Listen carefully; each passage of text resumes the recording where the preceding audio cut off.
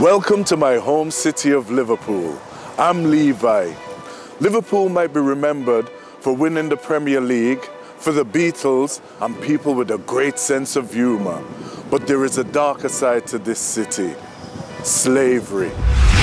By 1740, Liverpool had overtaken Bristol and London as the slave trading capital of Britain and dominated the slave trade more than any other port in the whole of Europe. The city became very wealthy from the triangular trade, which was the movement of goods and enslaved people between Britain, Africa, and the Caribbean. 12 million Africans were deprived of status as human beings, kidnapped and sold as things. They were taken across the Atlantic Ocean, and the conditions on the ships were terrible. Many did not survive the long journey. The enslaved people that did survive were forced into work camps called plantations to produce sugar, tobacco, and raw cotton. The conditions were so awful that many enslaved people died doing this work. Ships then traveled back to Europe to sell the goods. Wherever you look, you can see the visible memory of Liverpool's involvement in slavery. From street names to buildings, the names of countless people who profited from the system have been printed into the city for hundreds of years. I'm on Sir Thomas Street, named after politician and businessman Sir Thomas Johnson. He became mayor in 1695 and was celebrated as the person who made Liverpool a major city because he expanded the port. This allowed the city to become very wealthy. This wealth was created through a heavy involvement in the slave trade. Sir Thomas was also directly involved in the slave trade himself and was one of the city's earliest slave, sugar, and tobacco traders. I am in St. John's Gardens in the city centre. Here, you'll find a statue of William Gladstone. In 1868, he became Britain's Prime Minister. Whilst he's remembered for his role in politics, many have forgotten his family's connection to slavery. William's father, Sir John Gladstone, was a Scottish merchant, politician, and slave trader who lived in Liverpool. William Gladstone benefited from his father's wealth and tried to delay ending slavery. I'm outside Blackburn House in Liverpool's stunning Georgian Quarter. As you can see, it is a very impressive building. But the person who built it has not got such an impressive backstory. John Blackburn was mayor of Liverpool. In 1788, he arranged for Blackburn House to be built. He was one of the most powerful men in the city, and his family were slave traders who owned a lot of land in and around Liverpool. But the history of this house took an interesting turn. Whilst it started off in the hands of slave traders, it was bought by George Holt in 1844. He was an abolitionist, which meant he campaigned for the Slavery Abolition Act of 1833, which made slavery illegal in some parts of the British Empire. He turned the house into Liverpool's first school for girls, and the school's motto of togetherness and equality was very different from Blackburn's view on slavery. Born not for ourselves alone, but for the whole of the world.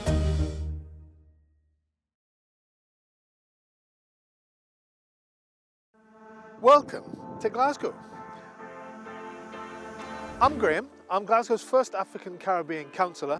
Glasgow is a city in Scotland where 600,000 people live, and it's known for music, culture, and of course our very warm and friendly people. But like a lot of cities in the UK, Glasgow has a darker side to its history. Glasgow was heavily involved in slavery. Glasgow's involvement was mainly focused on owning slaves, making money from the plantations, and the sale of goods made by enslaved people, rather than slave trading directly. Everywhere you turn in Glasgow, you see the names of wealthy men who are remembered for their roles in engineering, charity, the arts, politics, but their connections to slavery have all but been forgotten. The money generated by enslaved people allowed Glasgow's industries to grow and beautiful architecture to be built, which is still standing today. Black people are central to the story of our cities because their work helped to shape the buildings, culture and history. Here's a statue of James Watt. He's an 18th century inventor who modernized the steam engine. But there's a difficult part of his past which people don't really like to talk about. Watt's father was a slave trader and made money through the trade in slave-produced goods such as sugar, rum and cotton.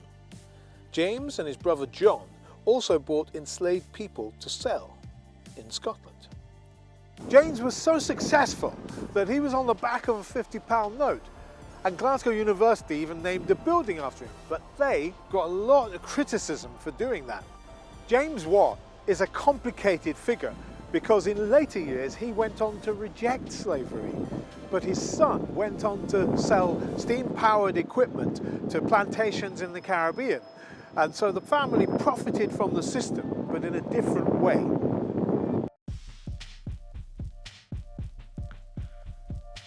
This is the area called Merchant City. Several streets in this area are named after 18th century tobacco lords, who were a group of Scottish merchants who made fortunes trading in tobacco produced by enslaved people in the Americas and in the West Indies. I'm on Glassford Street, named after tobacco lord and slave owner John Glassford.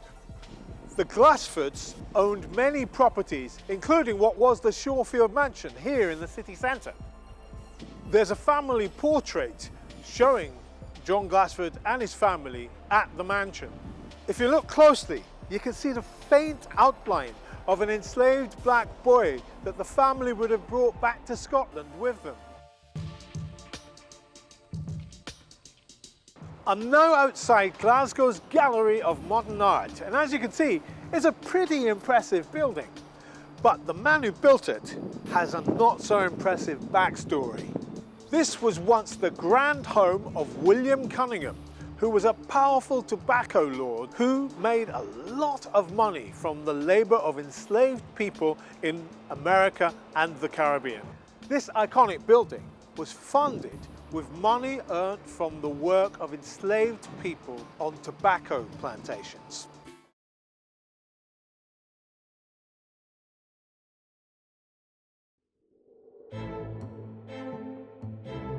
Hello, welcome to Bristol. My name's Esther and I'm a teacher here. Bristol is known for its thriving music scene, the iconic Clifton Suspension Bridge and world-famous artist Banksy. But it's also a city with a difficult history. Slavery shaped modern Britain and we live with the memory of slavery today. Take a look at the beautiful old buildings in the city, and at first you might not think much about how they were built.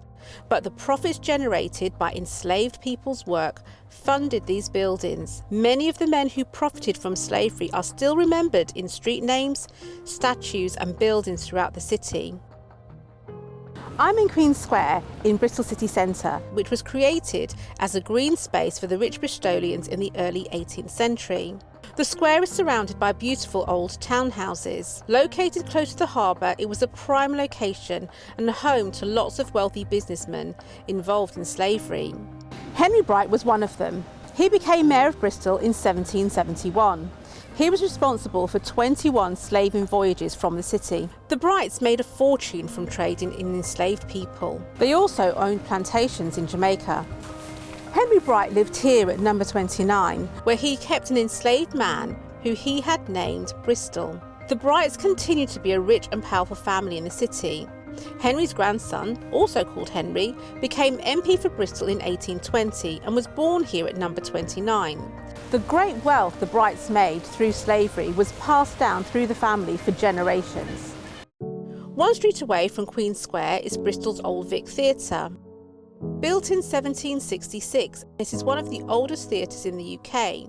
Originally called the Theatre Royal, it was funded by 50 men, many of whom were slave traders, slave ship investors and plantation owners. Bristol's cultural scene began to grow as a direct result of the money made from slavery. This was once the site of a statue of Edward Colston.